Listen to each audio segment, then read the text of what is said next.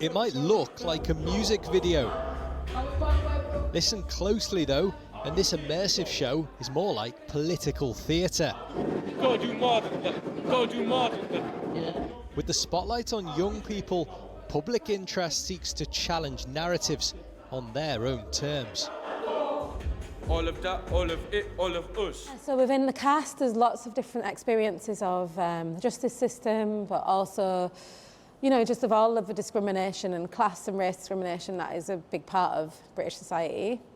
And that's all within the cast, but also we've worked really hard to make sure it's not the kind of usual suspects who might make a play. What do you mean when you say that? Well, in theatre, a lot of the time it's like a very middle class kind of world, and we're really all about like working with working class people to tell their stories. So it's about people who, yeah, they might not have ever performed on stage, but we know they've got such powerful stories and powerful experiences, and actually we want to give a platform to that. Are you happy to do scene 14 running into 15? The show's part of Bradford's offer as UK City of Culture, and auditions were held across the area.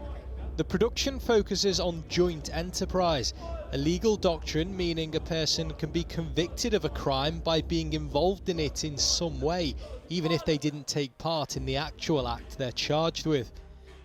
I only hear talk about fairness, but I don't see it. Talk about safety, but I don't feel it. It's an issue that resonates with the stars of the show, like Eze, who's making his theatrical debut. Public interest really puts a spotlight on just racial disparities in so many statistics, as well as the hypercriminalisation of children and young people. Something that I've always wanted to speak about, having seen a lot of it. Don't misconstrue it, I'm no one statistic, I'm not stupid. There is a thing with music, particularly drill music, grime music, that seems to get associated with criminality. Do you think that's fair? I would say it's not fair, not in the slightest. Would you say that if I was to write a fiction novel about a vampire and going on a killing spree, that I should be put away for making violent quotes? I don't think so. So why is it when it comes to children and young people's art, and specifically drill and grime music in our culture, it gets criminalised and demonised? I think that's wrong. The show features real-life stories of people affected by joint enterprise. We spoke anonymously to one contributor whose son is in prison after being convicted of manslaughter under joint enterprise. His son drove friends to a house where they killed someone. They received life sentences for murder. He was cleared of murder, though got 16 years for manslaughter.